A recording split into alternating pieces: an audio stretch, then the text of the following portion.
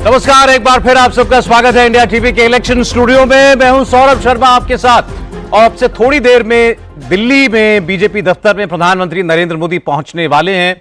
वहां उनका बड़ी बेसब्री से इंतजार हो रहा है और अभी अभी बीजेपी के राष्ट्रीय अध्यक्ष नितिन नवीन बीजेपी मुख्यालय पहुंचे हैं। दिल्ली की मुख्यमंत्री रेखा गुप्ता भी वहां पर पहुंच चुकी हैं। बीजेपी के तमाम सीनियर लीडर्स वहां पर मौजूद हैं क्योंकि आज जश्न का दिन है और जश्न भी ऐसा वैसा नहीं, बड़ी शानदार जीत पर, पश्चिम बंगाल की इस ऐतिहासिक जीत पर भारतीय जनता पार्टी आज खुशियां मनाने जा रही है क्योंकि वो काम कर दिखाया है उसके कार्यकर्ताओं ने बंगाल में जिसको कुछ लोग अकल्पनीय मानते थे। एक ऐसा चुनाव जीता है, एक ऐसा इलेक्शन जीता है और इस तरीके से जीता है जिसकी कल्पना कम लोग कर पाए थे। आने वाली जनरेशंस इस चुनाव को याद रखेंगे। ये एक ऐसा चुनाव है जिसका रिजल्ट हम आज देख रहे हैं, लेकिन इसका असर आने वाले कई वर्षों तक देश की राजनीति में महसूस किया जाएगा। ये इतना भर नहीं है कि एक सरकार गई और दूसरी सरकार आई। 1967 के बाद एक राज्य में एक नए नेता का उदय हुआ, तमिलनाडु की हम बात करें, और दूसरे राज्य में पश्चिम बंगाल में एक हिंदूवादी पार्टी सत्ता में आई। 1977 के बाद असम में कांग्रेस, अब कहना बिल्कुल गलत नहीं होगा, मुस्लिम कांग्रेस बनकर के रह गई। उसका चेहरा जो राज्य में थे गौरव गोगोई, वो खुद अपना चुनाव हार गए। जो लोग जीते उनमें भी 90% मुसलमान ही हैं। ये हिंदू वोटर के प्रभाव का एहसास कराने वाला चुनाव था, चाहे असम हो चाहे पश्चिम बंगाल हो। अगर पोलराइजेशन मुस्लिम मतों का होता है तो उसका असर हिंदू वोटों पर कैसा पड़ता है, ये इन चुनाव के नतीजों में खुलकर देखने को मिल रहा है। और अब तक जो लोग मुस्लिम वोट को एक फिक्स डिपॉजिट की तरह देखते थे, उसके सहारे सत्ता में आने के ख्वाब देखते थे, आज वो मुगालते भी दूर हो गए। अब ये बिल्कुल साफ हो गया है कि केवल मुस्लिम वोट की ठेकेदारी के दम पर राज नहीं किया जा सकता, सत्ता में नहीं बना जा सकता। हिंदुस्तान में अब हिंदू हित की बात करने वाला राज करेगा। इन दो बड़े चुनावों ने इसका एहसास करा दिया है। और कैसे प्रधानमंत्री नरेंद्र मोदी ने, अमित शाह ने श्यामा प्रसाद मुखर्जी का सपना पूरा करके दिखाया, इस पर भी हम बात करेंगे और तस्वीरों को आप लगातार देखते रहिए। नितिन नवीन पार्टी के अध्यक्ष बनने के बाद से बिहार में अपना एक मुख्यमंत्री बना चुके हैं, पश्चिम बंगाल में सरकार बना चुके हैं और असम में तीसरी बार उनकी पार्टी की सरकार बन रही है। और गृह मंत्री अमित शाह का एक पोस्ट आप देख रहे हैं, अभी उन्होंने ये एक्स पर पोस्ट किया है। गृह मंत्री ने, जिन्होंने ये पूरे चुनाव की कमान को संभाला, ये चुनाव पूरी तरीके से इसके कैंपेन को लीड किया, एक तरीके से इसका चेहरा बने।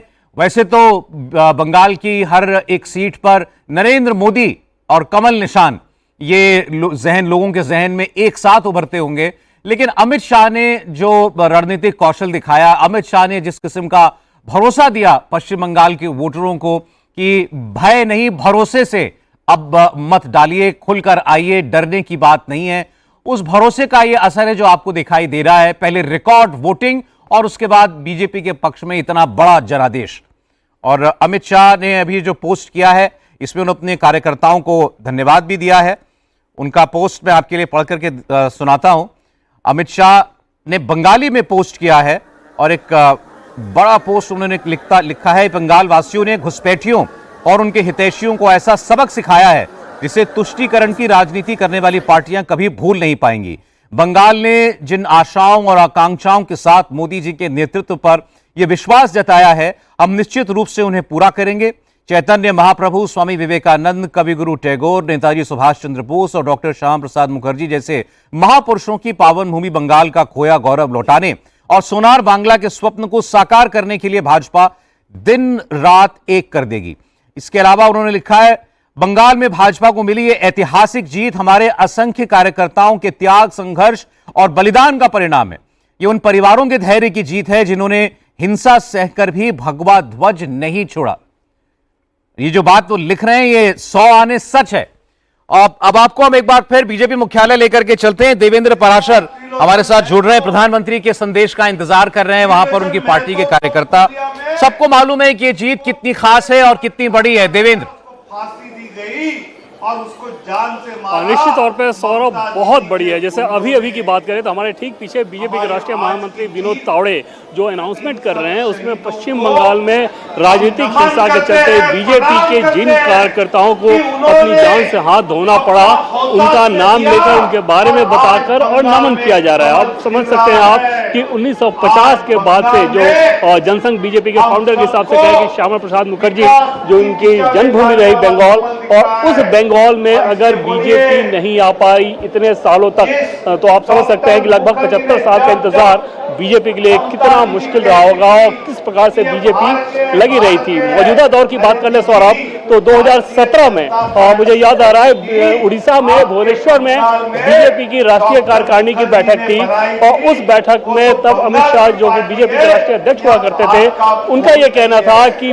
बीजेपी का गोल्डन पीरियड यानी कि स्वर्णिम काल तब तक नहीं आ सकता जब तक बंगाल उड़ीसा जैसे राज्यों में बीजेपी की जीत का परचम ना लहरा सके। फिर 2018 में दोबारा से उन्होंने इस बात को रिपीट किया और उसमें साथ में केरल और तेलंगाना भी जोड़ते थे, जिसमें सबसे प्रमुखता के हिसाब से आप समझें तो बंगाल था। बंगाल इस लिहाज से और न सिर्फ इस लिहाज से कि उनके बीजेपी के जो संस्थापक हैं उनकी जन्मभूमि, बल्कि जिस आइडियोलॉजी को लेकर बीजेपी चलती है उस आइडियोलॉजी की प्रयोगशाला अगर बंगाल ना हो और उनके फाउंडर की जो जन्मभूमि है वहाँ पर ना हो तो आप समझ सकते हैं कि पार्टी के लिए विचारधारा के स्तर पर ये कितना बड़ा चैलेंज था। लेकिन जो वामपंथ का इकोसिस्टम था, पहले कांग्रेस उसके बाद वामपंथ के इकोसिस्टम ने हमेशा ही बीजेपी की जो पॉलिटिक्स है उसको बंगाल में एक तरह से फ्रिंज पॉलिटिक्स के तौर पे लगातार साबित किया, वही नैरेटिव चलाया और जिसको लेकर बार बार इस बात को कहा जाता है कि भद्रलोक ने पहले कभी बीजेपी को बंगाल में पसंद नहीं किया। उसके पीछे सबसे बड़ी वजह वही थी। 2006 में जब टीएमसी ने बीजेपी का साथ लिया तो उसमें टीएमसी की हार का एक प्रमुख कारण ये भी बताया गया क्योंकि उन्होंने बीजेपी का साथ ले लिया था। 2011 में जैसे वो बीजेपी से अलग हुई उनको जबरदस्त बहुमत मिला, उसके बाद वो लगातार जीत रही थी। इस पृष्ठभूमि में अगर इतनी शानदार सफलता जो कि आज हासिल हुई बीजेपी को अगर मिली है तो आप समझ सकते हैं कि किस प्रकार से विचारधारा के स्तर पर, रणनीति के स्तर पर और पार्टी के अपने सेहत के लिहाज से ये कितनी बड़ी जीत है। और सौरभ आप सोचें कि बंगाल जैसा राज्य जहां पर 42 लोकसभा सीटें आती हैं अगर तो 2029 के लोकसभा के लिहाज से कितना बड़ा इंश्योरेंस स्टेट बीजेपी ने अपने लिए एक तरह से सुरक्षित कर लिया, क्योंकि अब यहां पर बीजेपी आप तय मानिए कि आज के बाद से बीजेपी फिर दो चीज़ों पे काम करना बंगाल में शुरू कर देगी। पहली बात यह कि जीती हुई सीटों में जिन जिन बूथ पे हार गए हैं उस पर पार्टी काम करेगी और दूसरी जिन सीटों पर हारी है उस पर काम करेगी और लोकसभा के लिहाज से जो चैलेंजिंग सीट है उस पर बीजेपी का काम शुरू हो जाएगा। ये काम करने का तरीका होता है बीजेपी का। वो इस जीत का जश्न बहुत नहीं मनाएंगे, वो कुछ बातें होंगी, आज प्रधानमंत्री नरेंद्र मोदी का संबोधन होगा और कल से फिर बैक टू द टास्क, वो एक अलग टास्क पर बीजेपी के लोग लग जाते हैं और ये बीजेपी की सफलता का एक बहुत बड़ा कारण होता है। फिलहाल न सिर्फ बंगाल बल्कि असम में पार्टी की शानदार जीत, पुडुचेरी जहाँ पर गठबंधन की अच्छी जीत, तो आप कह सकते हैं कि 5 राज्यों में से 3 राज्यों में अगर बीजेपी का प्रदर्शन ऐसा रहा, केरल में पार्टी ने अगर अपना खाता खोला तो इन सारे बैकग्राउंड में देवेंद्र, प्रधानमंत्री नरेंद्र मोदी ने भी अभी 2 पोस्ट किए हैं इस अपनी पार्टी की शानदार जीत को लेकर के। Lotus blooms in West Bengal, Paschim Bengal में कमल खिला है। 2026 West Bengal assembly elections will be remembered forever. ये चुनाव हमेशा के लिए याद किया जाएगा। People's power has prevailed and BJP's politics of good governance has triumphed. ये जनशक्ति की जीत है और बीजेपी की गुड गवर्नेंस की जीत है, प्रधानमंत्री लिख रहे हैं। आगे लिखते हैं, I bow to each and every person of West Bengal. मैं पश्चिम बंगाल के हर एक नागरिक, हर एक व्यक्ति को नमन करता हूं। The people have given a spectacular mandate to BJP and I assure them that our party will do everything possible to fulfill the dreams and aspirations of the people of West Bengal। वो कह रहे हैं कि हमें इतनी शानदार जीत पश्चिम बंगाल की जनता ने दी है, आशीर्वाद दिया है और मैं उन्हें भरोसा दिलाता हूं कि हम उनकी आकांक्षाओं को पूरा करने का पूरा प्रयास करेंगे। We will provide a government that ensures opportunity and dignity to all sections of society। इस हमारी सरकार में हर नागरिक के लिए अच्छे मौके हम देंगे, उनको डिग्निटी देंगे, उनको एक जीवन जो इज्जत का जीवन है वो मुहैया कराएंगे। और उसके आगे उन्होंने भी 3 मिनट पहले जो एक और पोस्ट किया उसमें उन्होंने लिखा है, BJP's record win in West Bengal would not be possible without the efforts and struggles of countless कार्यकर्ताज ओवर जनरेशंस। वो कह रहे हैं कई पीढ़ियों तक भाजपा के कार्यकर्ताओं ने जो बलिदान दिया और जो काम किया, उसके बिना ये जीत मुमकिन नहीं थी। उन्होंने लिखा, मैं सबको सैल्यूट करता हूं। For years they have worked hard on the ground. जमीन पर उन्होंने वर्षों तक मेहनत की है।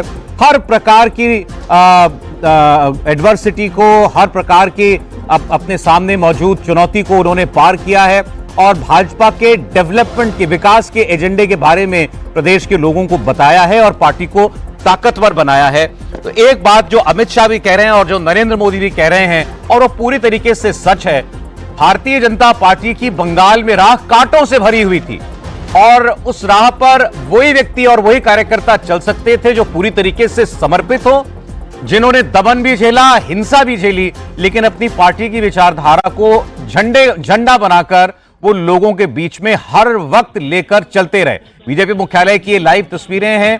पार्टी के तमाम शीर्षस्थ नेता जो हैं वहां पर पहुंच रहे हैं। वित्त मंत्री निर्मला सीतारमण की तस्वीर भी इस वक्त अभी आप देख रहे थे। और स्टूडियो में हमारे साथ राहुल महाजन जी, समीर चौगांवकर जी, मनोज सिंह जी हैं, राजकुमार सिंह जी हैं। मनोज जी, आपने तो पूरा ट्रैक किया होगा बीजेपी का रिकॉर्ड इतने वर्षों में, आपने सारे चुनावों को बहुत नजदीक से देखा है। अपने कार्यकर्ताओं को पहला श्रेय, बंगाल की जनता को पहला श्रेय यूं कहना चाहिए, उसके बाद अपने कार्यकर्ता को श्रेय प्रधानमंत्री भी और अमित शाह भी दे रहे हैं। नहीं, देना भी चाहिए। जिस तरीके से उनके कार्यकर्ताओं ने काम किया है और आम जनता को, जहां बंगाल ऐसे जगह पे जहां पे सारे समीक्षक जितने भी थे, हम लोग अपने चैनल पे भी बोलते थे कि भाई 37% मुसलमान है, 33 से, और वहां पे इस तरह का जीत लेकर आना एक बहुत टफ काम होता है। तो जब तक आप पार्टी का कार्यकर्ता जनता के साथ न जुड़कर काम करेगा, ये संभव नहीं होता था। ये 2021 में भी ऐसा नहीं था कि नहीं किया था, लेकिन बहुत सारे कार्यकर्ता जो बूथ पे चाहिए था वो मिले नहीं थे। इस बार उस सारी कमियों को अपने कार्यकर्ताओं के अंदर जोश भरकर उनको अपने बूथ पे भी टिकाया, लोगों के बीच भी भेजा, और जो बीजेपी का संदेश रहा है वो आम जनता के बीच में एक अच्छे नैरेटिव के साथ सेट किया उन्होंने। और यही कारण था कि जिस तरीके से ममता बनर्जी बंगाली अस्मिता को लेकर काफी उसको एग्रेसिव रहती थी, बार बार बोलती थी कि इससे हमारी अस्मिता बिगड़ती है, उससे बिना प्रभावित हुए इस बार भारतीय जनता पार्टी किसी बिना रिएक्शन के आम जनता के पीछे में किस तरीके से बैठकर काम करना उसको निस्तारित करती रही। और यही कारण है कि आज यहाँ पे बंगाल के लोगों के बीच में एक बड़ी जीत है। तो व्यवस्था, शासन का जो सुविधाएं और सारे चीजों पे एक विजय पाना बीजेपी के लिए एक बहुत बड़ी चुनौती थी। और जिस तरीके से गुंडा राज की बात हो रही थी पिछले 15 सालों से जो वहां कायम थी, टीएमसी के समय जो कम्युनिस्ट के समय जो कायम थी, उस वही प्रथा चली आ रही थी। तो 25 सालों से जो लोग वहां की अव्यवस्था और गुंडा से त्रस्त थे, चाहे वो कम्युनिस्ट के शासनकाल का हो, चाहे टीएमसी के शासनकाल का हो, आज एक बड़े माने रिलैक्स महसूस करते होंगे कि किसी एक बुरे शासन का अंत है। तो मुझे लग रहा है कि जनता जिस तरीके से सड़कों पर निकलकर अबीर गुलाल खेल रही है, उसमें कार्यकर्ता ही नहीं, आम जनता का भागीदारिता ज्यादा। हमने ऐसी पार्टियां भी देखी हैं जो सत्ता से बाहर होती हैं, जब तक सत्ता में रहते हैं पार्टी एकजुट भी दिखती है, ताकतवर भी दिखती है, और सत्ता से बाहर होते ही पूरा तंत्र पार्टी का बिखर जाता है, पूरा ध्वस्त हो जाता है पार्टी का स्ट्रक्चर। ऐसे भी लोगों को हमने देखा है। यहां ये वो पार्टी है जिसने तमाम तरीके के दमन को वर्षों तक झेला भी, लेकिन लगे रहे, जद्दोजहद चलती रही। जो प्रधानमंत्री कह रहे हैं कि आज कमल खिला दिख रहा है हमारी पीढ़ी को, इसके पीछे कई पीढ़ियां खप गई, लेकिन वो एक समर्पण के और एक विचारधारा के बगैर मुमकिन नहीं है। राजकुमार जी, देखिए, इस जीत के दो पहलू बहुत स्पष्ट हैं। एक तो जो पार्टी के पूर्ववर्ती, उसकी बात करें, जनसंघ के संस्थापक थे श्यामा प्रसाद मुखर्जी, उनकी जन्मस्थली में इतने लंबे इंतजार के बाद पार्टी का सत्ता में आना और इतने प्रचंड बहुमत के साथ आना, कोई जोड़ तोड़ की सरकार नहीं है। इसलिए मैं मानता हूं कि केंद्र में सरकार बनने के बाद अगर कोई बीजेपी की सबसे बड़ी छलांग हो सकती है, सबसे बड़ी जीत हो सकती है, तो पश्चिम बंगाल में सरकार 2014 के बाद सबसे बड़ी केंद्र में सरकार, हाँ 2014 अपने बहुमत से बनी, बाकी तो मिलीजुली सरकार थी। तो उसके बाद अगर सबसे बड़ी छलांग कोई हो सकती है, सबसे बड़ी राजनीतिक और चुनावी जीत हो सकती है, तो ये है। आप यूपी से भी बड़ा इसको मानते हैं, महाराष्ट्र से भी बड़ा मानते हैं। यूपी में जीतना बड़ी बात नहीं थी, क्योंकि यूपी की जो सामाजिक संरचना है, यूपी तो पहले भी सरकार थी, आप सरकारों में रहे हैं, उससे पहले सरकार थी भी, सरकारों में रहे भी, आप सभी सरकारों में भी आप रहे पहले। तो ये बहुत बड़ी जीत है। और जिस तरह की अभी मनोज जी ने जिक्र किया, 15 साल नहीं, 20 साल लगातार कांग्रेस, फिर 5 साल कांग्रेस, मतलब 25 साल कांग्रेस, 34 साल लेफ्ट और 15 साल ममता। कमोबेश एक ही तरह की सामाजिक राजनीतिक संरचना की राजनीति और सत्ता राजनीति, उसको चैलेंज करते हुए अपने लिए जगह बनाना, वो भी मात्र 15 साल में। 2011 में 0 थे आप, 2016 में 3 सीटें, 2021 में 77, अब आप 200 पार कर गए। जी, ये आसान सफर नहीं है। प्रधानमंत्री बिल्कुल सही कह रहे हैं कि कई पीढ़ियों के कार्यकर्ताओं के संघर्ष का, बलिदान का फल है ये। और ये भी साबित करता है, एक संदेश भी है बाकी दलों के लिए भी है कि मुश्किल नहीं है कुछ भी अगर ठान लीजिए। बिल्कुल। कोई कल्पना नहीं कर सकता था कि पश्चिम बंगाल जैसे, जहां हम बात करते हैं भद्रलोक की बात करते हैं, बांग्ला अस्मिता की बात हमने कई बार की, ये बात भी की कि कई स्टेट्स ऐसी हैं, बंगाल भी है, जहां सब नेशनलिज्म, उपराष्ट्रवाद की भावना बड़ी प्रबल है। उस स्टेट में बीजेपी बिना ममता बनर्जी के विकेट पे खेले, जो 2 बार गलती की भी थी, इस प्रचंड बहुमत का सरकार बनाएगी। एक तो ये बात। दूसरा, इसका संदेश, व्यापक संदेश दूसरे दलों के लिए भी है कि माइनॉरिटी वोट बैंक की पॉलिटिक्स की अपनी सीमाएं हैं। बिल्कुल जी। और वो सीमाओं के बाद भी बैकफायर करती है। आज के जनादेश में, अभी फाइनल रिजल्ट आ जाएंगे, लगभग 42% सीटें ऐसी हैं जो मुस्लिम डोमिनेशन की सीट मानी जाती है, मुस्लिम बहुल सीटें वो भी बीजेपी जीत गई। 30% से ऊपर है वहाँ पे मुस्लिम वोटर जो है, 30% 30% से ऊपर मुस्लिम वोटर हैं, वो भी बहुत सी सीटें भी 42% सीटें बीजेपी जीत रही है उनमें जी। और जो 119 सीटें ऐसी हैं सौरभ जी, जो 2011 से 2021 तक, बल्कि 26 भी मान लें, उसमें टीएमसी के पास थी, उसमें से 65 सीटें हैं बीजेपी जीत रही है इस बार। बिल्कुल लगभग 55%। आपने जो बात की ना, इसकी अपनी सीमाएं हैं। आप केवल डेमोग्राफी आपको चुनाव नहीं जिता सकती। आपको माइनॉरिटी वोट या किसी एक समाज का वोट जो है वो एक हेड स्टार्ट दे सकता है, लेकिन उसके बूते पर आप हर बार सत्ता में आएंगे, उस मिथ को भारतीय जनता पार्टी ने इन दोनों राज्यों में तोड़ा है। देश में सबसे ज्यादा मुस्लिम माइनॉरिटी वोट, मुस्लिम माइनॉरिटी आबादी वाले ये 2 ही प्रदेश हैं, असम और पश्चिम बंगाल। एक जगह लगभग 40% मुस्लिम आबादी, एक जगह लगभग 30% मुस्लिम आबादी। और वहां पर असम में तीसरी बार सत्ता में आना, पश्चिम बंगाल में इतने प्रचंड बहुमत के साथ सत्ता में आना, बीजेपी ने यह बताया है कि हिंदू वोटर भी कंसोलिडेट हो सकता है। अगर एक मुश्त मुस्लिम वोट कोई पार्टी लेती है तो उसका रिएक्शन भी हो सकता है, उसका नेगेटिव फॉल आउट भी है, फिर दूसरी ओर मेजॉरिटी वोट भी पोलराइज हो सकता है, वो भी एक मुश्त एक पार्टी के साथ जा सकता है। अब वो करने का तरीका आना चाहिए, वो मैसेजिंग आनी चाहिए। जैसे असम में हिमंता बिस्वा शर्मा ने वो काम बड़ा खुल के किया, लेकिन बंगाल में अगर उस पिच पर जाती तो बीजेपी को नुकसान भी हो सकता था, जिसकी आप सब नेशनलिज्म की बात कर रहे थे। तो वो बड़ा सटल तरीके से उस कार्ड को कैसे चलना है, कैसे अपने प्रचार में उन बातों को लेकर के आना है, ये खास तौर पर पश्चिम बंगाल में दिखाया। अब आपको अमित शाह दिखाई दे रहे हैं। अमित शाह इस जीत के बहुत बड़े नायक हैं। इस जीत के पोस्टर बॉय नरेंद्र मोदी हैं, इसमें किसी को कोई शक नहीं है। लेकिन अभी तक केवल बैक चैनल में काम करने वाले, अभी तक केवल तंत्र को दुरुस्त करने वाले, स्ट्रैटेजी बनाने वाले अमित शाह पहली बार एक कैंपेन का चेहरा भी बने। पश्चिम बंगाल के अंदर उनका हफ्तों का प्रवास रहा, बार बार उनका यह आश्वासन देना कि सब सुरक्षित है, भय में मत जिए, भय से बाहर निकलें, भरोसा करें। वो एक पश्चिम बंगाल के आम जन के अंदर वो भरोसा पैदा करना, इसका बहुत बड़ा श्रेय या सबसे ज्यादा श्रेय अमित शाह को जाए तो इसमें बिल्कुल कोई बड़ी बात नहीं होगी। देवेंद्र, अमित शाह पहुंचे हैं अभी बीजेपी कार्यालय। या बिल्कुल सौरभ, और समझा जा सकता है कि अमित शाह के पहुंचने पे बीजेपी का माहौल जैसा होना चाहिए, उनके पक्ष में नारेबाजी और अमित शाह जिंदाबाद, वही हो रहा है यहाँ पर। और अमित शाह के हिसाब से सौरभ आप देखें तो देश में आपको बहुत कम पॉलिटिशियन ऐसे मिलेंगे, और पीएम के अलावा अगर आप देखें और अक्रॉस द पॉलिटिकल पार्टीज देखें, जिस व्यक्ति के अंदर पॉलिटिक्स का अर्थमेटिक्स जो होता है, गणित होता है, वो भी समझ में आए, पॉलिटिक्स का इमोशन और केमिस्ट्री भी समझ में आए, वो हार्ड वर्क भी करता हो, वो मीडिया स्ट्रेटजी भी समझता हो, वो अपने लोगों में जोश भी भरता हो, तो ये कंप्लीट बुके हैं एक तरह से अमित शाह किसी भी इलेक्शन को अगर जीतना हो तो उसके शुरू से लेके आखिर तक के हर पहलू पर उनकी वैसे ही पकड़ रहती है। और जिस तरह का वो होमवर्क करते हैं सौरभ, मतलब हैरानी होगी इस बात को जानकर कि इतना सब कुछ वो हासिल कर चुके हैं पॉलिटिकली अचीवमेंट, लेकिन आज भी कॉम्प्लिसेंसी नहीं के बराबर है।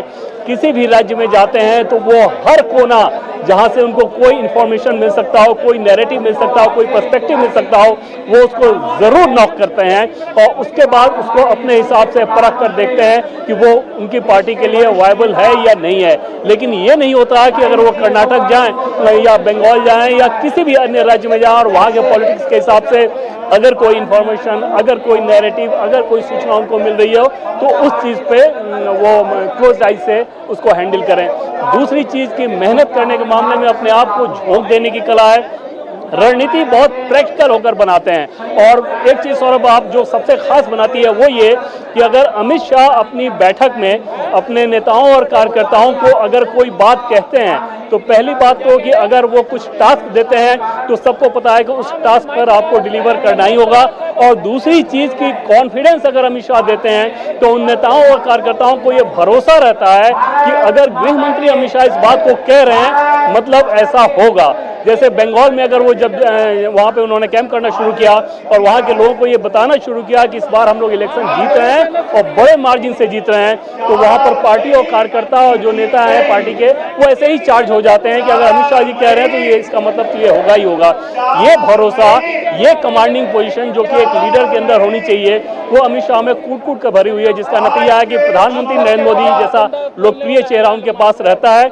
पीएम उनको टास्क देते हैं और उस टास्क के हिसाब से गृह मंत्री अमित शाह रणनीति बनाकर उसको ग्राउंड पर उतार देते हैं। और बीजेपी की सफलता की जो सबसे बड़ी बात है वो यही वजह, आप सोचिए सौरभ की जैसा कि पहले मैंने आपको बताया कि 2017 में यूपी में जीत के बाद बीजेपी की हर तरफ जयकार हो रही है और गृह मंत्री अमित शाह ये कह रहे हैं कि नहीं, ये बीजेपी का गोल्डन पीरियड नहीं है। बीजेपी का गोल्डन पीरियड तब होगा जब बंगाल, उड़ीसा जैसे राज्यों में भी बीजेपी को जीत हासिल होगी, केरल और तेलंगाना में भी बीजेपी को जीत हासिल होगी। तो इस तरह का एम्बिशियस प्लान लेकर पार्टी के लिए चलना, उसके हिसाब से स्ट्रेटजी बनाना, उसके हिसाब से मेहनत करना।